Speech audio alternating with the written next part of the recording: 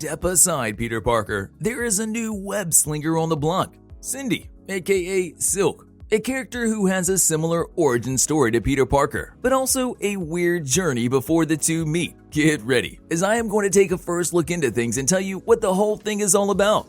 An announcement by Sony way back in 2019 said that the company has started development of a Spider-Man universe expansion to TV.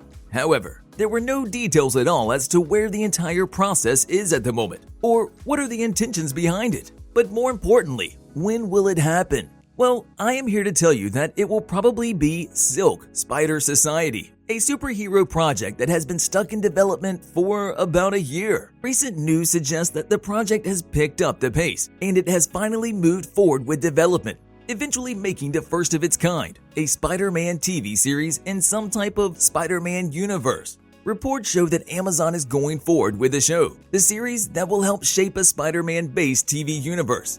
Angela King from The Walking Dead will serve as the showrunner. She said that she's ready to take on a whole new chapter in the Spider-Man universe, especially with around 900 Marvel characters that have the potential to show up in the series, with each series first debuting on a linear network, in this case, MGM+, and then each series going on air on Amazon's Prime Video service. Not much has been said about the series outside of what I said before, but the TV show will center around Cindy, who is one of the many Spider-Man heroines in the Marvel Universe. Cindy is also a victim of a spider bite, much like how Peter Parker became Spider-Man. Before I move forward with the people who are working behind the scenes, let's get to know Cindy Moon as I take you on a journey with the character. And without further ado, let's dive right in. Being a superhero can be so stressful. Sorry, Silk, I'm not a therapist, just… As a child, Cindy's parents learned that their child has an eidetic memory, something that came with a great deal of pressure from her parents, particularly her mother, who pushed Cindy to focus more on her studies, while Cindy desired to continue to play on her school hockey team, together with her secret boyfriend, Hector Cervantes. When her mother found out, Cindy was forced to go to General Tektronics on a field trip. She attends a public exhibition demonstrating the safe handling of a nuclear laboratory waste materials, a place where she got hit by a spider irradiated by a particle accelerator, the same spider that bit Peter Parker, her classmate, and bit Cindy on the ankle before dying. The first manifestation of her powers happened when Cindy hit that like button just like you should if you haven't done so already. But no, in reality, when she webbed her parents, after which a man named Ezekiel Sims took her, trained her to use the powers that were given to her, and locked her up after realizing that she was being tracked. The bunker where he trapped her had years' worth of food, books, and tapes on the outside world, which Cindy watched every day. What is even more interesting is the fact that Cindy knew the code to get out of the bunker, but knowing that very bad people were after her and the consequences that followed, she decided to stay, despite the horrible boredom. Black Cat, my best friend is a bad guy? Don't feel too bad. You were actually working undercover for S.H.I.E.L.D. A girl could get Outside of King, the series will be executive produced by former Sony head Amy Pascal, who already has shared history with Marvel in the C-production of the Spider-Man movies with Tom Holland. So yeah, I think she is the perfect choice for the job. Joining Pascal will be Phil Lord and Chris Miller, who have been attached as the executive producers as well, who are also two of the very few people that are with the projects ever since the announcement came through back in 2019. The entire thing should be seen as a very good thing because it shows that there is a good relationship between Sony and Marvel all through the series development, which also means that there will probably be more content for their fans. The story about Cindy and her experience with the spider bite was revealed to Peter Parker around 13 years after the whole thing happened, who was also the one to let her out after a decade in the bunker.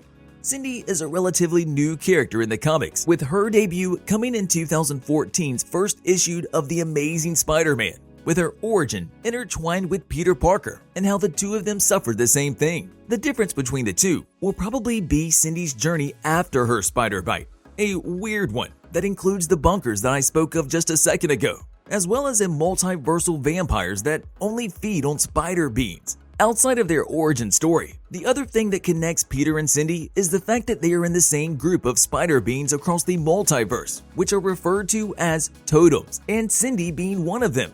One of the few totems that could kill the multiversal vampires. She was put in the bunker to grow up and hunt them down when she gets out. Thus, her connection with the said vampires who have yet to be showcased in a live-action project up until now. The tricky thing about the series will be to pull off an origin story that will not be rushed, but rather short, with the series then continuing her story from the run of her first solo comics, written by Robbie Thompson, which is a likelier option for the live-action series, with the storyline actually moving past the bunker and the multiversal vampires, and the focus a more grounded one.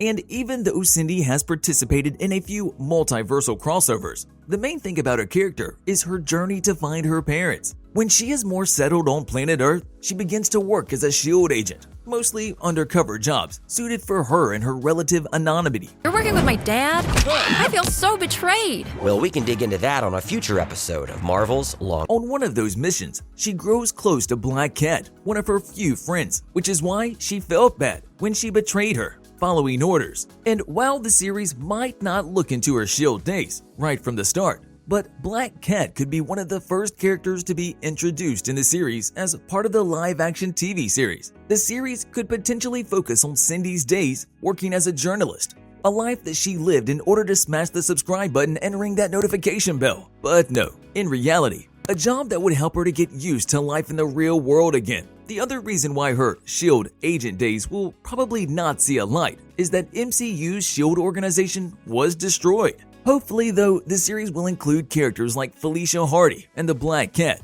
Yet another character that I think should be brought to the big screen. There was an Easter egg regarding the character in The Amazing Spider-Man 2, but nothing has come of it since then.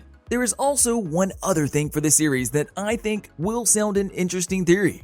Given the people working on the project and their involvement in Spider-Man Into the Spider-Verse, despite my desire for the series to be focused on Cindy, I think there will still be multiversal shenanigans in the series, events which could potentially also include the likes of Jessica Drew, aka Spider-Woman, and Gwen Stacy, aka Ghost Spider. There are so many other fun storylines around Cindy, aka Silk, and the series could potentially adapt any one of them.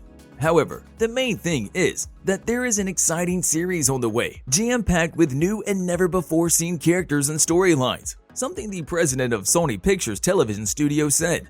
So, with everything said and done, I think we can all agree on what I am about to say next. No matter which path showrunner Angela Kang takes, we just cannot wait to see Silk brought to life, yet another character outside of Peter Parker that is going to get his very own project, much like the first of their kind, Miles Morales, and his take of Spider-Man. See you in the next video.